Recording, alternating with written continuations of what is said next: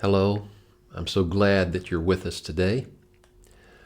I want to read to you from Philippians chapter 1 and verse 9. This is my prayer, that your love may abound more and more in knowledge and depth of insight, so that you may be able to discern what is best. Real love will mature and grow in knowledge and depth of insight. It's not a book knowledge or education, but it's moral wisdom and practical helpfulness. Christian love isn't just an empty sentiment. It is rooted in reality, helping people in real ways. Now, worldly sentiment is sort of like seeing a sad movie. You can feel the sorrow and maybe shed some tears while you're watching, and then afterward you say, "Hey, let's go get some ice cream." You see, you just experienced a feeling like riding a roller coaster and then got off the ride and moved on. It changed nothing. In contrast, the Good Samaritan not only felt bad for the victim on the side of the road, but actually helped him. You read about this in Luke chapter 10 and verse 35. Others passed by the injured man, maybe even experiencing sincere feelings of sorrow and pity, wondering, what's the world coming to? Perhaps they might have even teared up, but they passed by and they didn't help. Yes, bad things happen.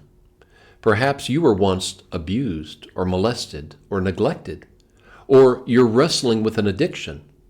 Now somebody may come along and listen to your story and say how awful it is that you were a victim, or it's a shame that you're hooked, and your life is ruined.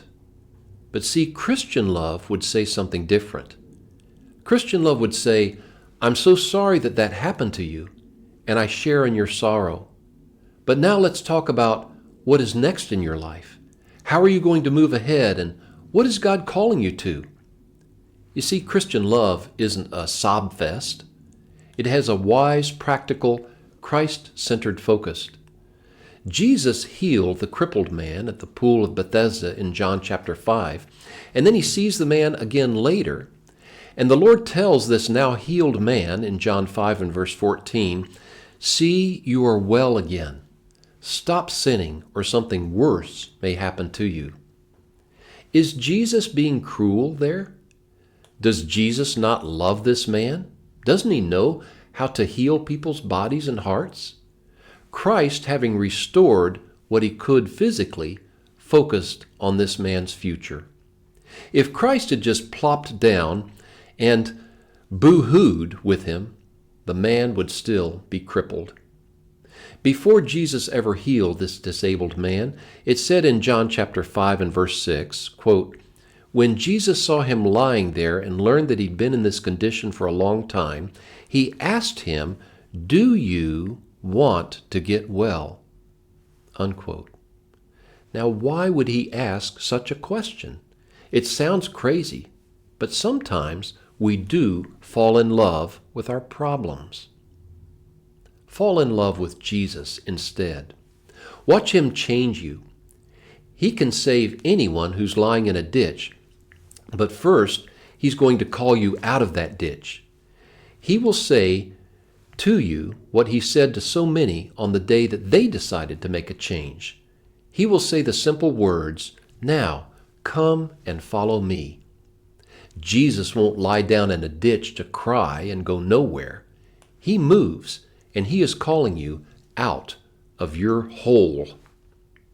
Now, we can get comfortable in the ditch. We can have pillows down there, a bag of chips, a remote control, and a cozy self-pity. And we can be just as crippled as that man laying by Bethesda, stuck, putting our hope in superstition instead of the living Christ. Do you want Jesus to pass you the Kleenex? Or do you want him to pass you a brand new chapter to your life? And so he asks you, do you want to get well?